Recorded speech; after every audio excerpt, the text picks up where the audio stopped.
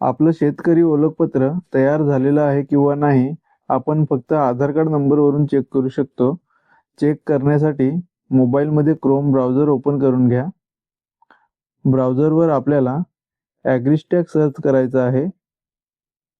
पहिलीच साईट येईल Maharashtra farmer registry, त्याच्यावरती क्लिक करा.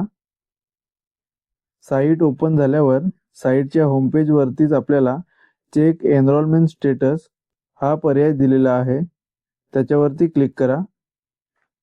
आता आपल्याला एंटर आधार नंबर, तिथे तुमचा किंवा ज्यांचं फार्मर आय डी चेक करायचा आहे त्यांचा आधार कार्ड नंबर भरून घ्या. आधार कार्ड नंबर भरून झाल्यानंतर खालती चेक बटन आहे त्याच्यावरती क्लिक करा. चेकवर क्लिक केल्यावर तुमचं फार्मर आय डी येऊन जाईल.